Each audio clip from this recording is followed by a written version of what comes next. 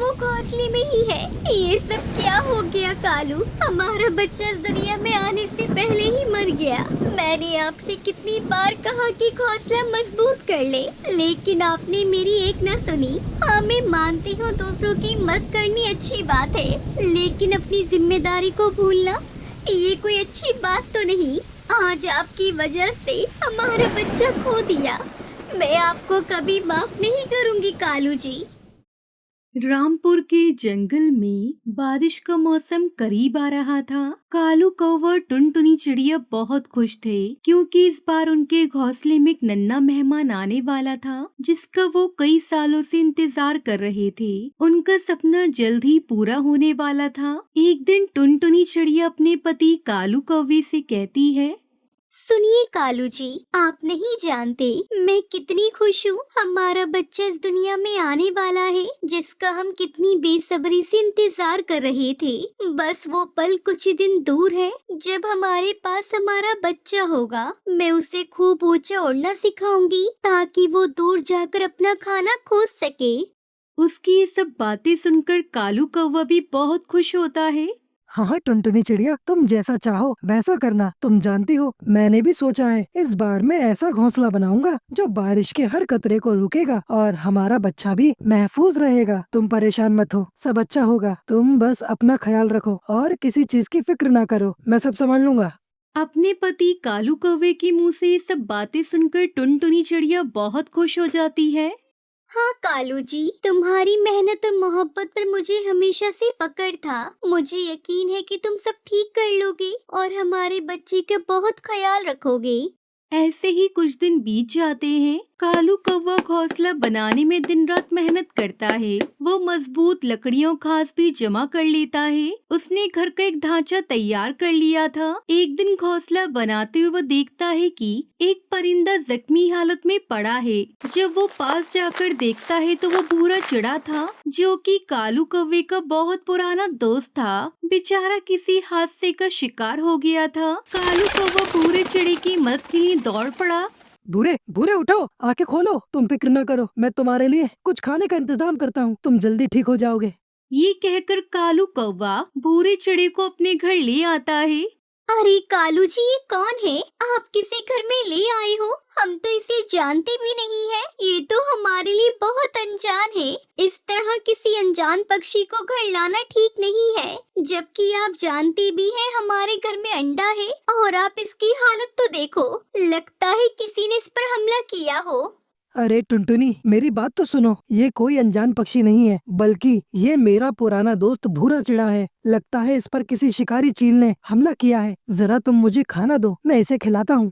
फिर कालू कौवा भूरे चिड़े को खिचड़ी देता है और फिर तोताराम वैद्य के पास दवा लेने के लिए चला जाता है। अरे कालू बोलो, कैसे आना हुआ? घर में सब ठीक तो है ना?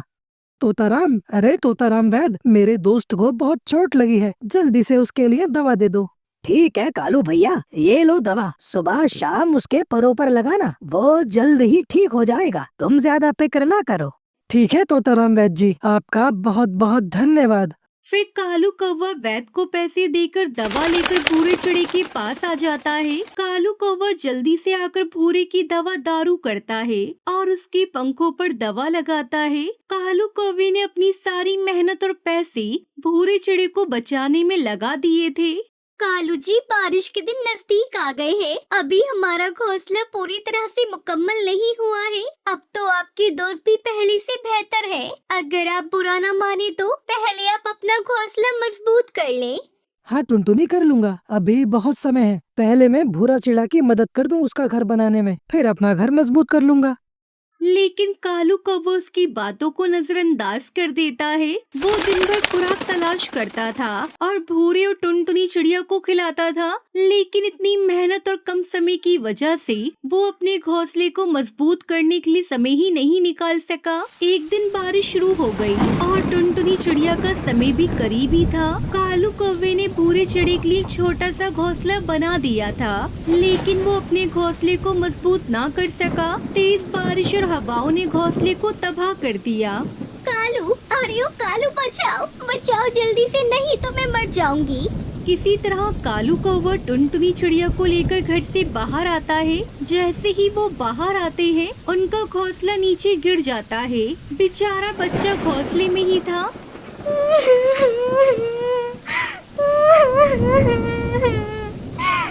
कालू हमारा बच्चा वो घोंसले में ही है। ये सब क्या हो गया कालू? हमारा बच्चा इस दुनिया में आने से पहले ही मर गया। मैंने आपसे कितनी बार कहा कि घोंसला मजबूत कर ले, लेकिन आपने मेरी एक ना सुनी। हाँ मैं मानती हूँ दूसरों की मदद करनी अच्छी बात है, लेकिन अपनी जिम्मेदारी को भूलना ये कोई अच्छी बात तो नहीं। आज आपकी वजह से हमारा बच्चा खो दिया। मैं आपको कभी माफ नहीं करूँगी कालू जी। ये सब सुनकर कालू कौवा बहुत पछताता है। वो दोनों पति पत्नी बारिश में बैठे रो रहे थे कि पेड़ की एक शाखा टूटकर टुनटुनी चिड़िया पर गिर जाती है और टुनटुनी चिड़िया वहीं मर जाती है। ये सब देखकर कालू कौवा बहुत बेबस महसूस कर रहा था। ऊपर वाले, ये सब क्या हो गया? मेरी टुनटुनी, मैंने अपनी पत्नी और बच्चों को खो दिया। टुनटुनी ने मुझसे कितना कहा कि अपने घर को मजबूत कर लो, लेकिन मैंने उसकी एक भी नहीं सुनी। मुझसे ये सब क्या हो गया? मैं कभी अपने आप को माफ नहीं कर पाऊंगा। लेकिन अब उसके पास करने को कुछ भी ना था सिवाय अपनी पत्नी की यादों के। प्यारे दोस्तों, इस कहानी से हमें सीख मिलती है कि दूसरों की मदद करना जरूरी है, लेकिन अपनी जिम्मेदारियों को कभी भी नजरअंदाज नहीं करना चाहिए।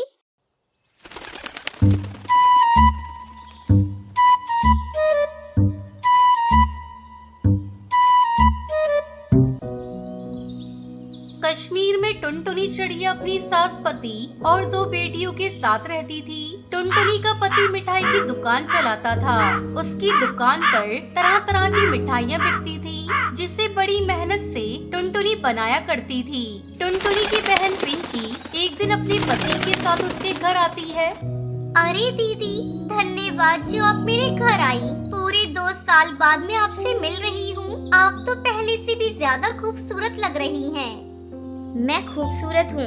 हर महीने मैं ब्यूटी पार्लर में ढेरों जो पैसे खर्च करती हूँ। तुम्हारी जैसी मैं गरीब मिठाई वाले की बीवी नहीं हूँ जो मुझे तुम्हारी तरह एक लिपस्टिक के लिए भी तरसना पड़े। मेरे पति का लाखों का बिजनेस है। मैं तो कहती हूँ तुम लोग अपने मिठाई की दुकान बंद करो और मेरे पति का बिजनेस ज्वाइन कर लो। ये मिठाई बेचकर तुम हमेशा गरीब ही रहोगी।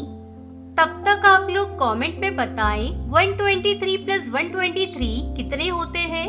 जब ये सब बातें टुनटुनी का पति कालू कौवा सुनता है तो उसे अपना अपमान महसूस होता है, लेकिन वो उस अपमान का घूंट पीकर अपनी साली पिंकी से कहता है, अरे साली साहिबा, अब खड़े खड़े ही सारी बातें करेंगी या बैठकर आराम से बातें करेंगी? वो क्या है जीजा जी, मुझे खाट पर बैठने की आदत नहीं है।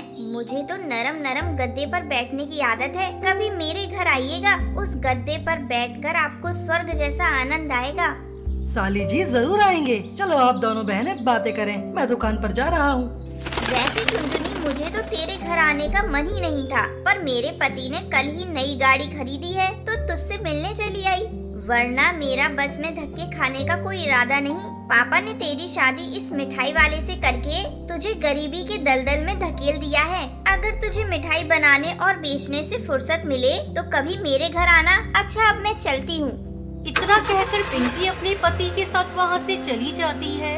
जब रात को कालू दुकान बंद करके घर आता है तो वो अपनी पत्नी से कहता है, अमीरी में तुम्हारी बहन चूर हो गई है। पता नहीं तुम्हारी बहन को कौन सी खुशी मिलती है तुम्हें नीचा दिखाकर।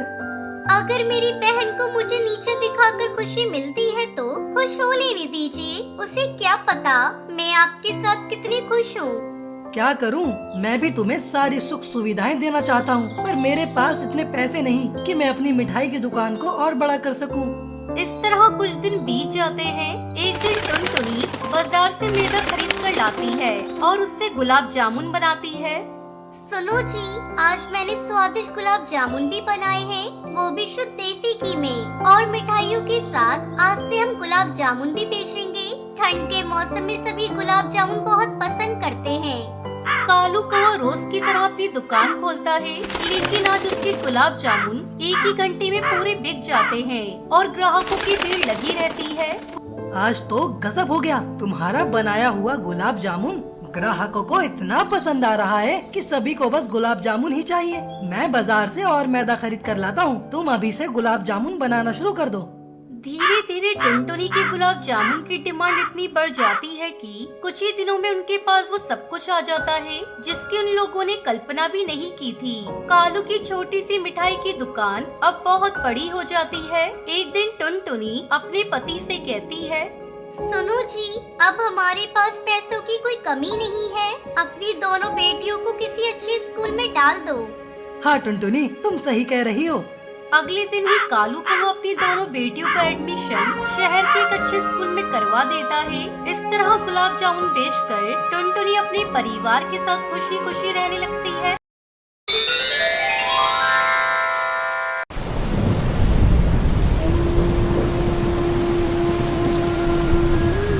सोनपुर के जंगल में टुनटुनी चिड़िया अपनी बेटी सुनहरी चिड़िया के साथ रहती थी।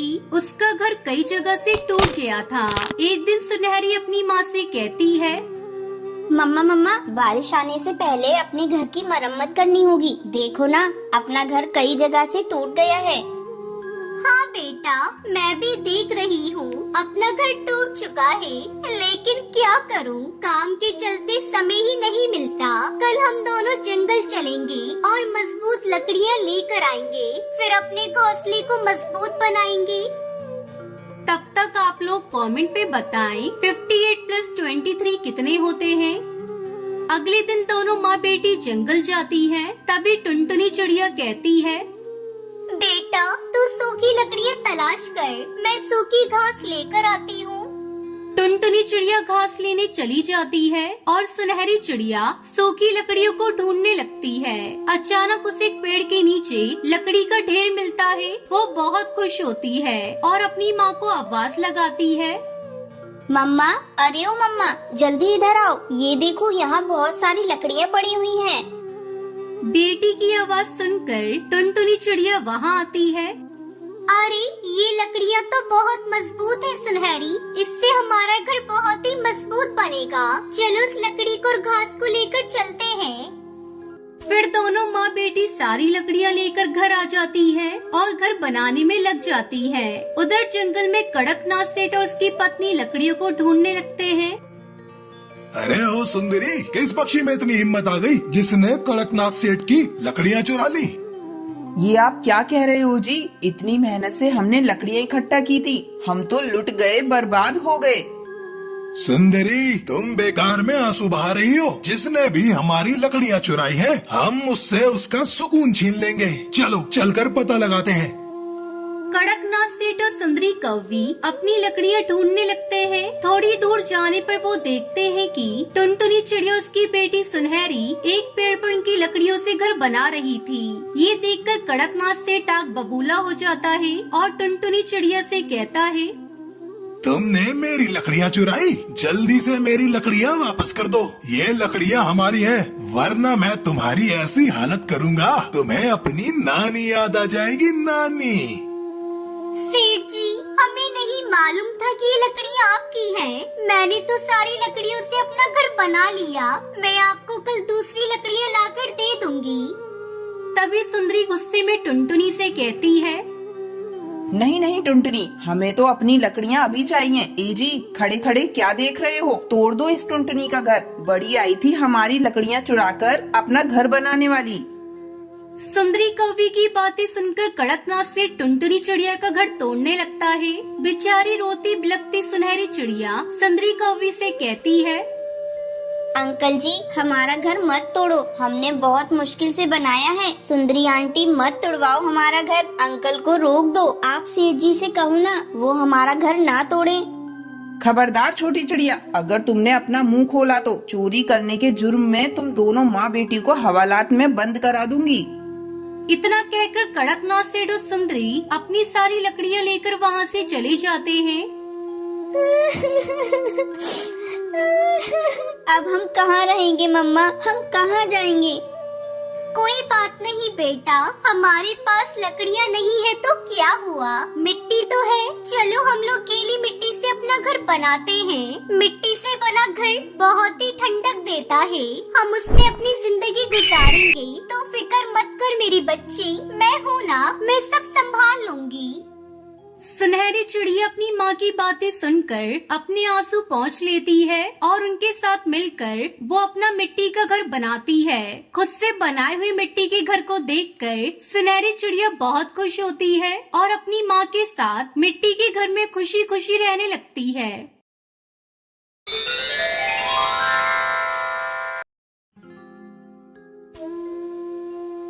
टुनटुनी चिड़िया गन्ने की खेती किया करती थी। उसकी गन्ने की खेती की फसल बाकी पक्षियों से अच्छी होती थी क्योंकि उसे गन्ने की खेती करना अच्छे से आता था। इसी बात से कालू कौवा बहुत चिढ़ता था। इस बार भी मेरी फसल टुनटुनी चिड़िया की फसल से अच्छी नहीं है। मुझे कुछ तो करना पड़ेगा। जो भी करना है मैं आज रात ही करूँगा। रात होते ही कालू कौवा टुनटुनी चिड़िया के गन्ने के खेत में जाता है और वहाँ से गन्ने अपने पंजों में भरकर अपने खेत में लाकर बो देता है। जैसे ही सुबह होती है, टुनटुनी चिड़िया ने अपनी फसल देखी। उसकी सारी फसल खत्म हो गई थी। ये देखकर वो बहुत रोई। 2 दिन बाद किसान कौवा देखता है कि जो गन्ना वो टुनटुनी के खेत से लाया था वो सब सूख चुका था और वो गन्ने की फसल बर्बाद हो गई थी। तब तक आप लोग कमेंट में बताएं 29 - 24 कितने होते हैं। अरे ये गन्ने तो सूख गए। चलो अच्छा हुआ, इसमें मेरा कोई नुकसान नहीं हुआ। ये सारे गन्ने तो टुनटुनी के थे। मेरे तो गन्ने सही सलामत हैं। टुनटुनी चिड़िया पास में ही खड़ी सब सुन रही थी। उसे पता चल गया था कि उसकी फसल कालू कौवे ने ही बर्बाद की है। तुमने अच्छा नहीं किया कालू, मेरी गन्ने की फसल बर्बाद करके, लेकिन मैं अब हार नहीं मानूंगी। मैं इन गन्नों से गन्ने की जूस की मशीन लगाकर पैसा कमाऊंगी। लेकिन अब मैं जूस की मशीन में गन्ने कहाँ से लाऊं? तभी कालू सब सुन रहा होता है और टुनटुनी चिड़िया से कहता है, मेरे होते हुए फिक्र क्यों कर रही हो? तुम मुझसे गन्ने खरीदो और जूस की मशीन लगाओ, लेकिन लाभ का आधा पैसा तुम्हें मुझे भी देना पड़ेगा। ये सुनकर टुनटुनी चिड़िया दुखी हो गई, लेकिन उसके पास कोई दूसरा रास्ता नहीं था। इसलिए वो आधे लाभ पर ही कालू कौवे से गन्ने खरीदने को तैयार हो गई। टुनटुनी चिड़िया कालू कौवे से गन्ने खरीदने लगी और गन्ने का जूस बनाकर बेचने लगी। उसका जूस बहुत स्वादिष्ट होता था, इसलिए जंगल के सभी पक्षी जूस खरीदने लगे और टुनटुनी चिड़िया की बहुत बिक्री होने लगी। ये टुनटुनी चिड़िया मुझसे गन्ने लेकर इतना पैसा कमा रही है और कमाई का आधा पैसा ही मुझे मिलता है। क्यों ना मैं इसे गन्ने देना बंद कर दूं और इसकी दुकान खुद खोलूं, फिर मैं सारा धन खुद ही कमाऊंगा। तभी टुनटुनी चिड़िया वहाँ आती है। ये लो कमाई का आधा पैसा और मुझे गन्ने दे दो। अब गन्ने पहले से ज्यादा देना इस बार। नहीं नहीं, मैं तुम्हें अब गन्ने देने वाला नहीं हूँ। तुम्हें गन्ने बेचकर तो मुझे आधा ही लाभ होता है। अब मैं खुद गन्ने का जूस बेचूंगा और सारा धन खुद कमाऊंगा। मेरे पास मेरी फसल भी नहीं बची और अब तुम गन्ने देने से भी मना कर रहे हो। टुनटुनी चिड़िया बहुत दुखी हुई और दुखी मन से अपने घर लौट आई। गन्ने का जूस तो बहुत बिक रहा है। मैं सारे गन्ने एक बार ही काटकर उन्हें एक बार ही बेच देता हूँ। ये कहकर कालू कौवा खेत के सारे गन्ने एक ही दिन में काट देता है और गन्ने की जूस की मशीन लगाता है। तभी एक चिड़िया उड़ते हुए जूस पीने के लिए आती है। यहाँ तो टुनटुनी चिड़िया जूस बेचती थी, वो कहाँ चली गई? मैं तो उसी से ये जूस पीने आती थी। टुनटुनी को भूल जाओ, अब से यहाँ मैं ही जूस बेचा करूँगा। तुम्हें लेना है तो बताओ, नहीं तो जाओ यहाँ से। यहाँ टुनटुनी का गुणगान मत करो। लाओ अंकल, एक गिलास जूस दीजिए, मैं भी तो देखूं कैसा लगता है आपका जूस। जैसे ही बुलबुल जूस पीती है वो कहती है, आथू, ये कैसा जूस है? ये तो कड़वा है। तुम टुनटुनी चिड़िया जैसा जूस नहीं बना सकते। मैं अब कभी यहाँ रस पीने नहीं आऊंगी। मैंने अपनी सारी फसल काट कर रख दी है, लेकिन कोई जूस नहीं खरीद रहा है। अगर किसी ने जूस नहीं खरीदा तो मेरे सारे गन्ने सूख जाएंगे।